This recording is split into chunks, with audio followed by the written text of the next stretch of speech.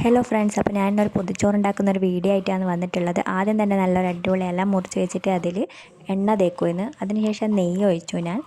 എന്നിട്ട് കുറച്ച് ഉപ്പും കൂടി ഇട്ട് കൊടുക്കുക. എന്നിട്ട് നന്നായിട്ട് അതൊന്ന് അതിൽ ആ ഇലയിലേക്കൊന്ന് നന്നായിട്ടൊന്ന് പിടിപ്പിക്കുക. അതിനുശേഷം നമുക്ക് അത് ഗ്യാസിൽ വെച്ചിട്ട് ആ ഇലയൊന്ന് വാട്ടിയെടുക്കുക. എന്നാലേ അതിൻ്റെ ആ ഒരു ഫ്ലേവർ വരുമല്ലോ നമ്മൾ ചോറിടുന്നതിൽ. അപ്പോൾ നമുക്കിനി അതിന് ശേഷം ചോറിട്ട് കൊടുക്കാം. ആവശ്യത്തിന് ചോറിട്ട് കൊടുക്കുക.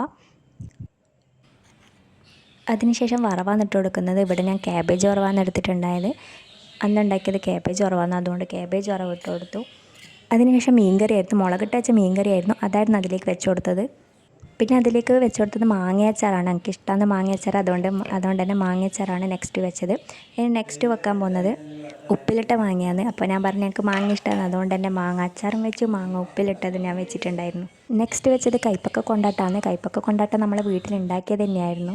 അപ്പോൾ അതായിരുന്നു നെക്സ്റ്റ് വെച്ചത്. ഇനി നമുക്കത് പൊതിഞ്ഞെടുക്കാം. പൊതിഞ്ഞെടുത്തതിന് ശേഷമുള്ളതാണ് നിങ്ങളിപ്പോൾ കാണുന്നത്. ഓക്കെ, അപ്പോൾ ഞാനിത് കുറേ സമയം ചൂടാക്കാൻ വെച്ചിട്ടുണ്ടായിരുന്നു. അതിനുശേഷം ഞാൻ തുറന്നപ്പോഴുള്ള കാഴ്ചയാണ്. അടിപൊളിയായിരുന്നു. ആ ഇലേൻ്റെ ഒക്കെ ആ ഒരു ഫ്ലേവർ കഴിക്കുമ്പോൾ കിട്ടിയിട്ടുണ്ടായിരുന്നു. പിന്നെ ആ സാമ്പാർ ലാസ്റ്റാണ് ഒഴിച്ചത്.